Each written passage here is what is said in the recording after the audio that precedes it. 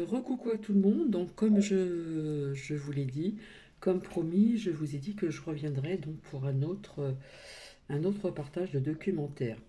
Donc ce que vous avez vu ici, donc c'est les Anunnaki, les Sumériens, pardon, de l'origine de l'homme, etc. On parle de croyances, etc., etc. Donc vous prenez vraiment ce qui résonne en vous. Donc merci. Donc c'est vrai qu'il y a plusieurs versions du secret du monde, il y a plein de choses comme ça à, à apprendre, enfin apprendre non, à découvrir. Donc cet autre lien est aussi donc intéressant puisque ça parle aussi donc le titre c'est quand l'ADN renverse la préhistoire. Donc on parle du cas de Otzi, j'espère que je le dis bien. Donc ça parle aussi donc de petites huttes, hein. On voit des maisons, des petites huttes. Qu'est-ce que je voulais vous dire aussi? On parle aussi dedans de métissage. Donc, comment dire, comme je vous l'avais dit, hein, il y a quelque temps en arrière, je parlais que nous n'étions pas si français que ça vis-à-vis du Moyen Âge entre ces rois et qu'on mariait d'autres personnes venant d'un autre pays. Donc ça donnait des enfants, hein, pas français. Donc déjà à la base il y avait déjà un métissage ici, mais là via cette vidéo que je vais vous faire passer, euh, ce, ce documentaire, on parle aussi donc de métissage, hein. Voilà, on voit aussi donc des huttes, etc., etc., etc. Donc vous avez vu, hein, en ce qui concerne les Anunnaki, les Cérumiens, etc., etc. Voici que, hein, on a parlé aussi donc de clones, hein. Voilà pourquoi que des personnes parlent beaucoup de clones. Euh, on a chassé les hommes, on parle d'extraterrestres. On parle aussi quelque part, on ne le dit pas verbalement, mais on parle d'esclavage. Euh, Aussi, on parle aussi donc qu'on a chassé donc des hommes, etc. Je crois que dans ce partage, on en parle aussi. Voilà, il y a bien d'autres sujets. Voilà, on parle aussi de la soif, hein, vis-à-vis de ces pays orientaux.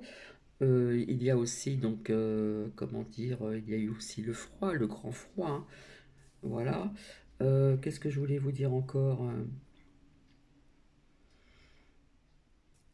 Donc voilà, c'est toujours pour vous montrer via ce que l'on m'a envoyé de cette chaîne sur YouTube où on vous parle donc de tout ceci.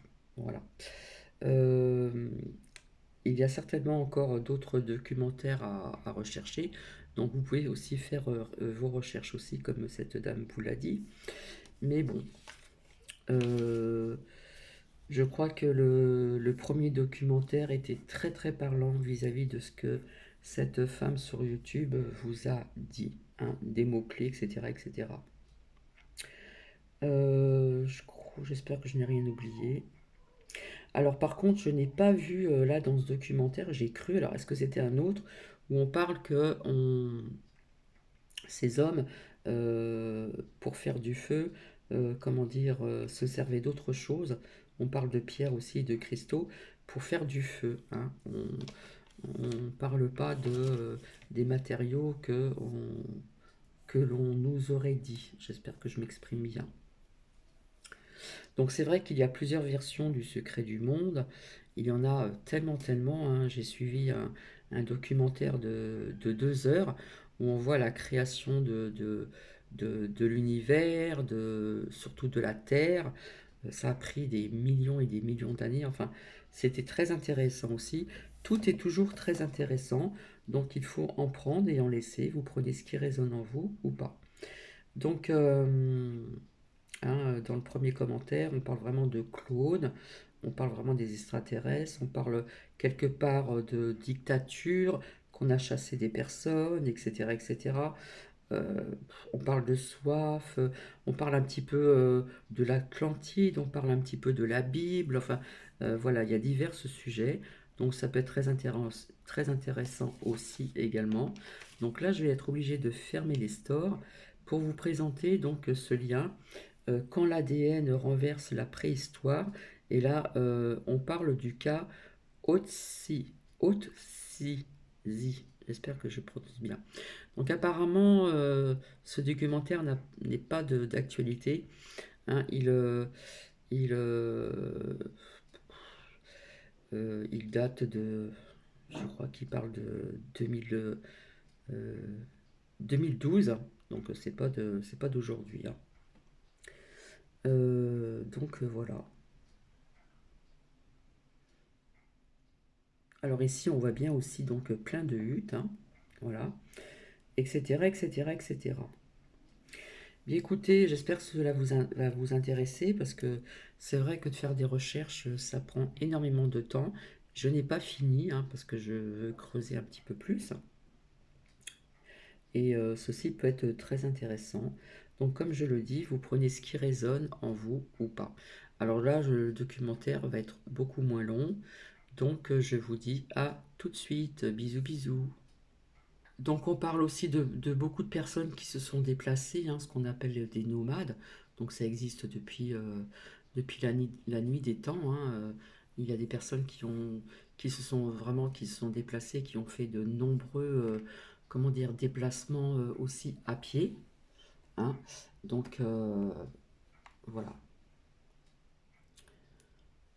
Allez, à tout de suite.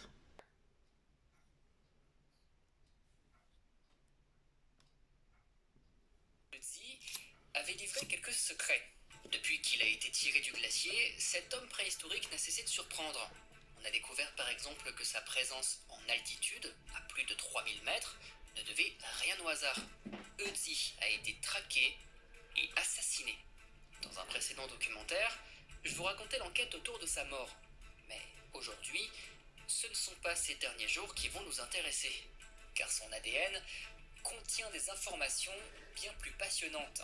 Des informations qui nous ramènent des millénaires en arrière et qui révèlent de grands événements assez méconnus du grand public de notre préhistoire. Ce sont ces événements que je vous propose de découvrir aujourd'hui en partant de l'homme des glaces. Bien sûr, il n'est pas besoin d'avoir vu le précédent documentaire pour profiter du voyage. Laissez-moi simplement vous raconter ce que l'ADN révèle de la fin de notre préhistoire.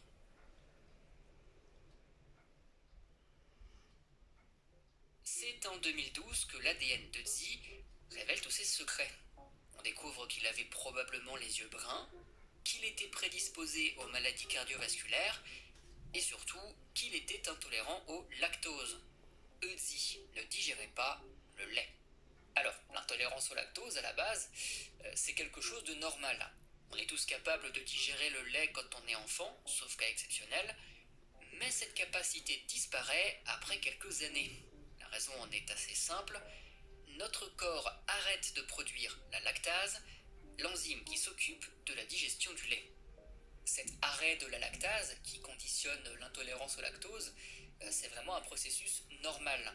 Ça fonctionne de la même manière chez tous les mammifères, si bien qu'une vache adulte, par exemple, est parfaitement intolérante au lactose.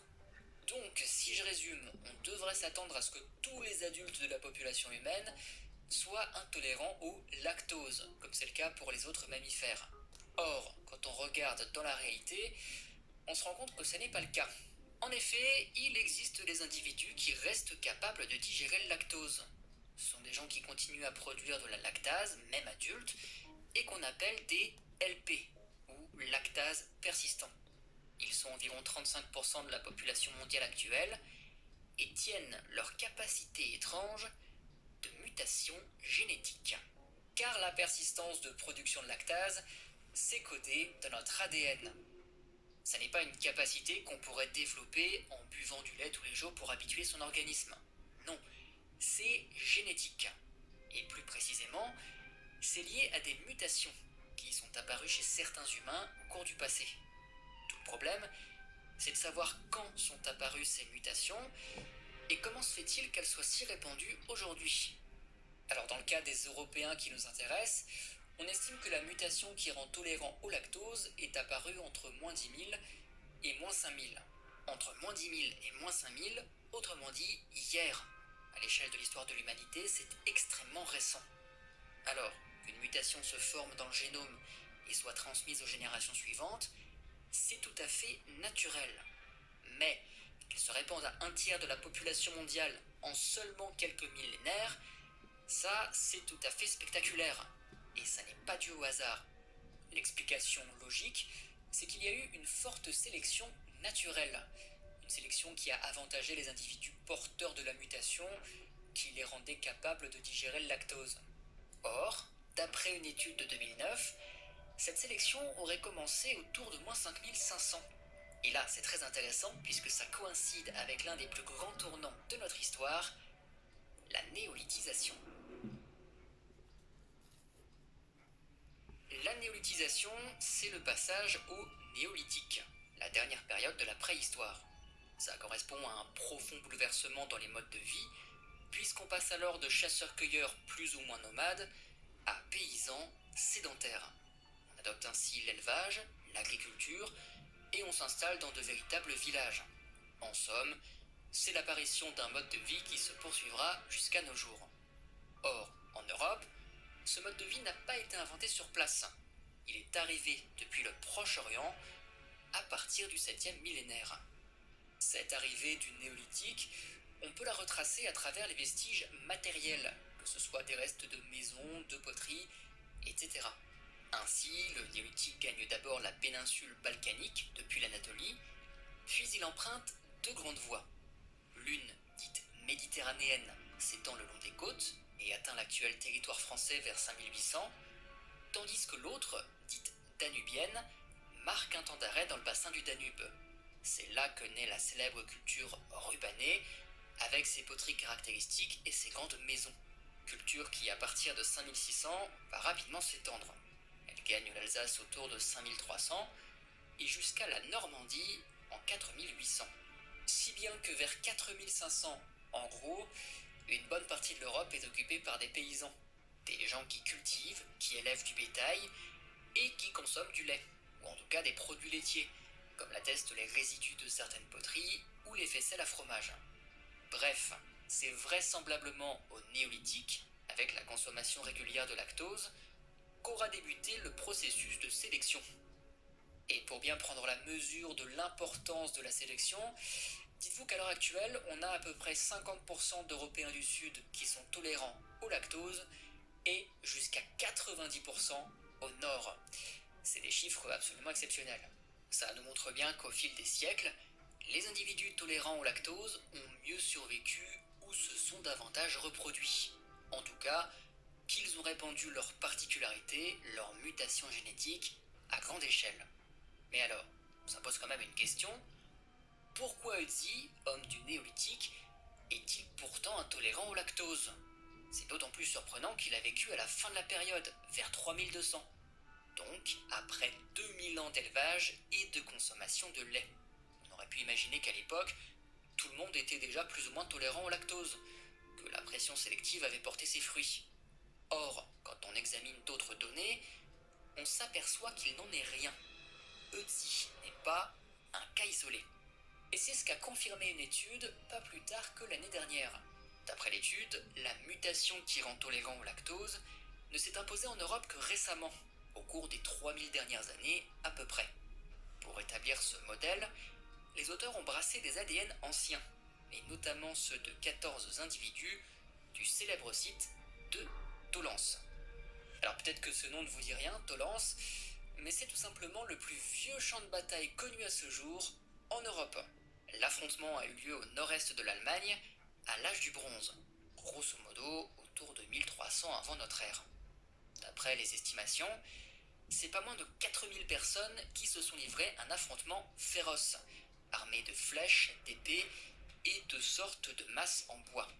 Sur les 14 individus analysés, l'étude révèle qu'un seul était tolérant au lactose.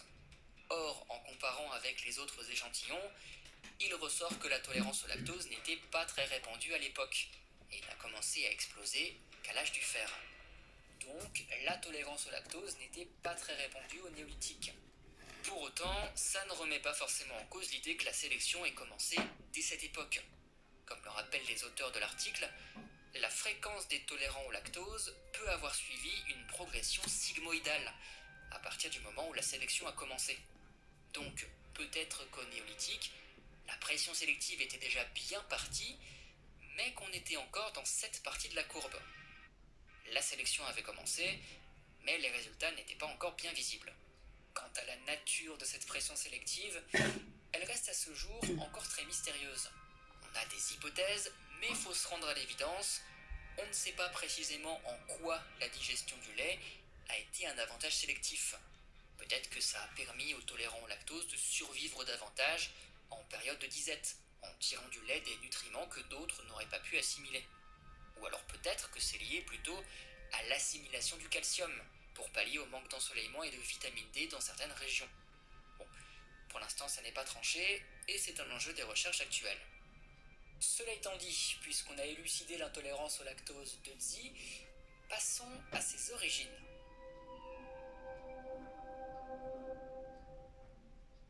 On en parlait dans le précédent documentaire, Euzi est un enfant du pays.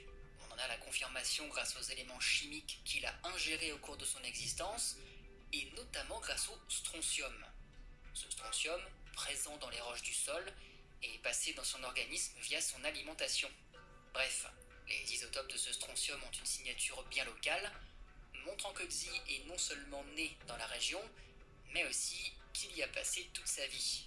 Euzi est donc un local à 100%. Cela dit, avec l'ADN, on peut remonter plus loin. Et là, on a quelques surprises. La première chose qu'on remarque, c'est que Zi n'est pas tout à fait proche, d'un point de vue génétique, des populations européennes actuelles. Euzi ne ressemble pas aux Européens actuels, sauf pour les populations de Sardaigne et du sud de la Corse. Alors, pourquoi est-il proche de ces Sardes et de ces Corses et pas des autres Européens actuels? Malheureusement, en 2012, on n'a pas encore l'explication. Alors laissons cet élément de côté et intéressons-nous à l'autre grande découverte génétique. Une découverte qui concerne ses ancêtres. En 2016, on découvre en effet que ces lignées maternelles et paternelles ne sont pas originaires des Alpes. Elles viennent de beaucoup plus loin, du Proche-Orient. Alors attention, ça ne veut pas dire que ses parents sont arrivés directement du Proche-Orient.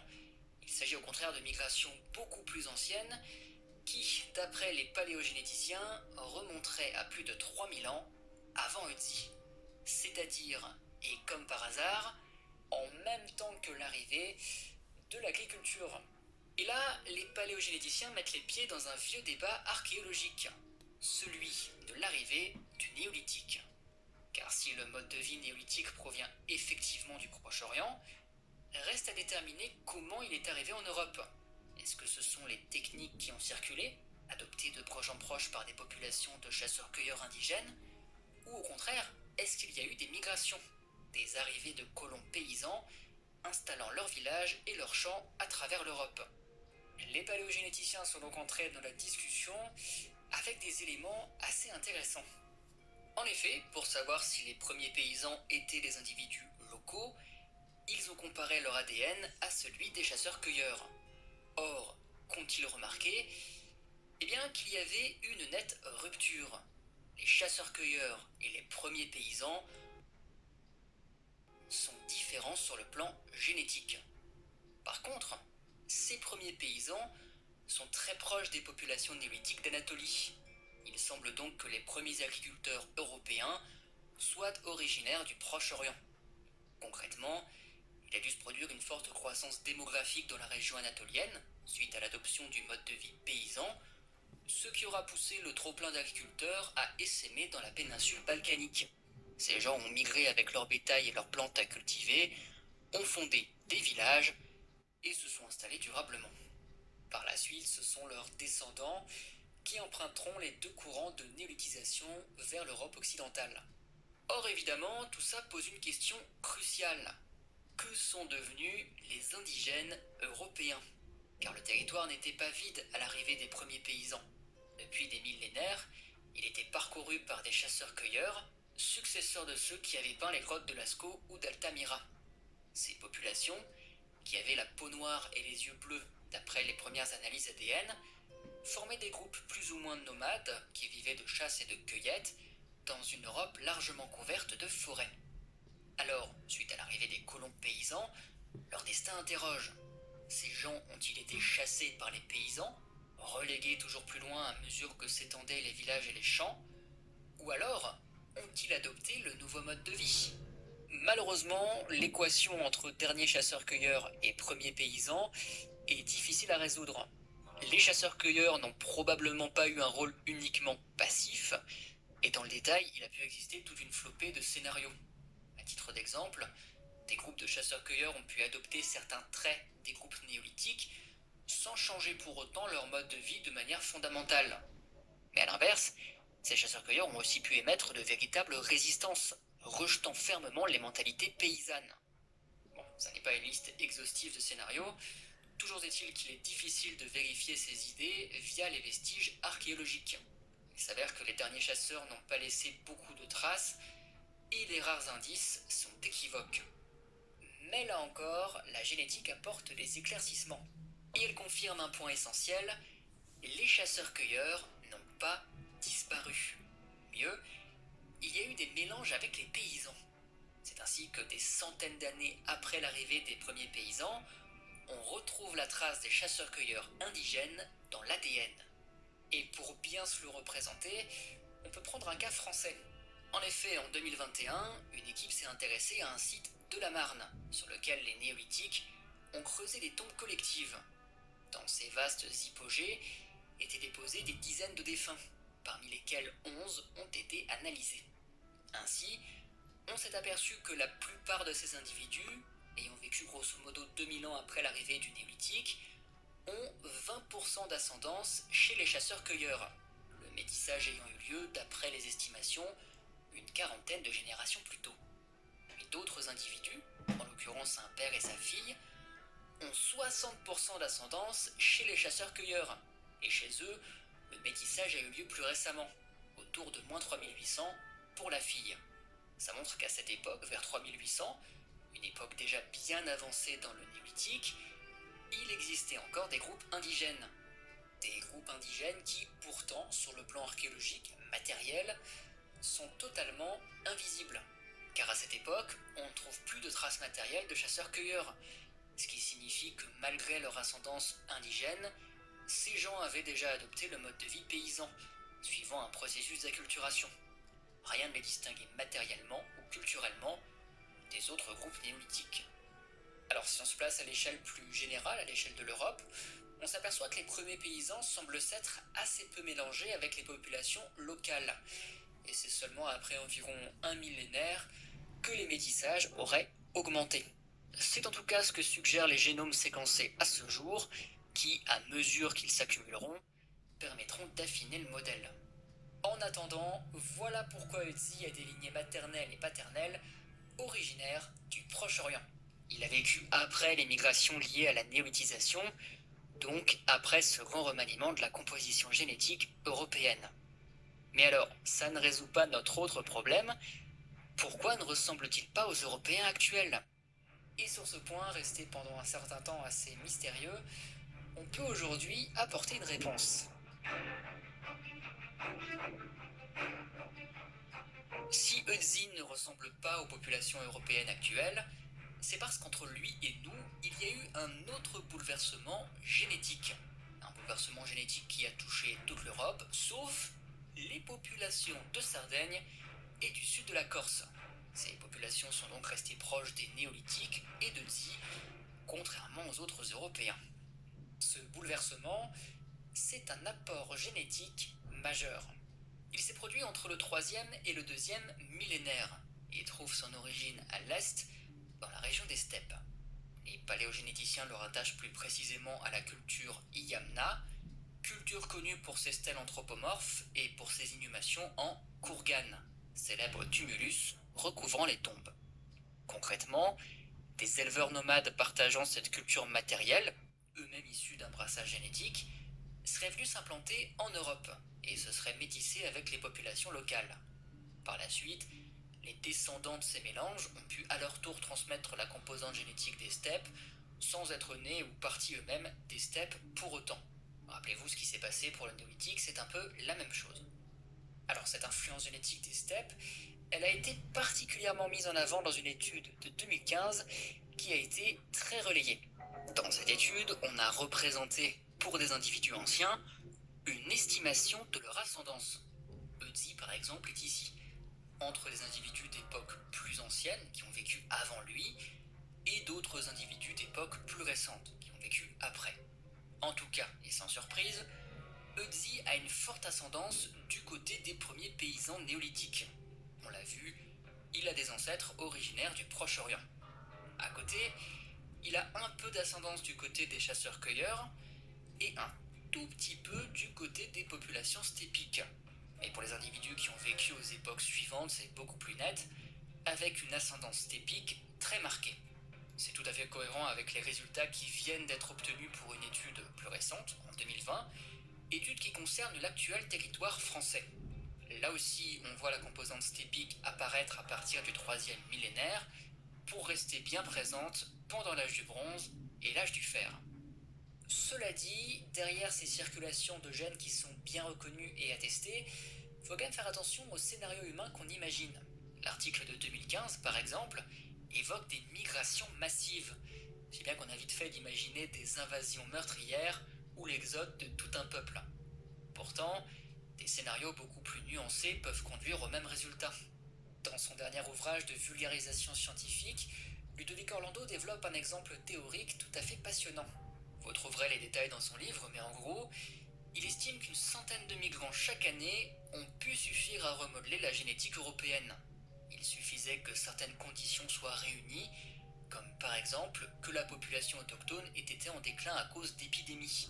Bref, avec ce postulat et quelques autres conditions, il aura pu suffire de quelques siècles, avec seulement une centaine de migrants chaque année, pour que la population européenne passe à 70% d'ascendance du côté des steppes. Des résultats génétiques spectaculaires, sans la moindre invasion ni le moindre exode massif. Moralité, il faut toujours garder un certain recul et faire attention à ce qu'on imagine concrètement derrière les données génétiques. De la même façon, n'imaginez pas qu'une culture archéologique, définie par des types homogènes de production matérielle, de maisons, de pratiques funéraires, etc., traduit de facto la présence d'un véritable peuple, dont on pourrait suivre la trace dans le temps et l'espace. Cette vision, aussi erronée soit-elle, était malheureusement très répandue au XIXe et au début du XXe siècle. En 1910, par exemple, le linguiste Gustave Cossina écrivait qu'à chaque culture archéologique correspondait systématiquement un peuple ou une tribu précise, si ce n'est une race dont on pourrait suivre l'expansion au fil des âges via les objets. Or, c'est ce genre de théorie qui accouchera de l'archéologie nazie, une archéologie ayant pour but de retrouver le territoire originel d'une prétendue race supérieure, germanique. Évidemment, trouver de prétendus témoignages archéologiques de cette race à travers l'Europe permettait de justifier les annexions, comme si on ne faisait que reprendre de droit une sorte de territoire ancestral. Or, la réalité est beaucoup plus complexe. Le modèle de l'État-nation si cher au XIXe siècle ne peut pas être calqué sur les cultures archéologiques. C'est totalement anachronique. En ce qui concerne plus spécifiquement notre sujet, l'ADN, rappelons qu'une culture peut être partagée par des populations génétiquement diverses, et qu'à l'inverse, une population génétiquement homogène peut se décliner en différentes cultures, et ou se percevoir comme une diversité. Culture et gène sont deux choses à distinguer. Pour revenir à Ötzi, je trouve qu'il constitue une sorte de porte d'entrée passionnante et très attractive dans ce monde de la paléogénétique, et d'ailleurs dans le monde du néolithique au sens large. Il a vécu entre deux événements majeurs à l'échelle européenne, avec l'arrivée des premiers paysans et celle des pasteurs des steppes. Mais si ces phénomènes sont bien attestés sur le plan génétique, gardons à l'esprit qu'on n'en connaît pas encore le détail. À l'heure actuelle, les modèles reposent sur une poignée de génomes anciens qui permettent de se faire une grande idée des circulations de gènes, mais pas encore de rentrer dans le détail. Il faudra encore séquencer de nombreux génomes et croiser l'expertise des archéologues à celle des paléogénéticiens pour cerner ces phénomènes dans toute leur complexité. En attendant, si l'ADN enseigne une chose, c'est que l'homme n'a cessé de se métisser depuis sa sortie d'Afrique. Nous ne sommes pas le fruit d'une ancestralité monolithique, confinée dans un territoire aux frontières imperméables. Ainsi, la plupart des Européens actuels portent une composante génétique issue des chasseurs-cueilleurs, une autre des premiers paysans du Proche-Orient et une autre des nomades des steppes. De quoi prendre conscience de la complexité et de la richesse de nos héritages génétiques.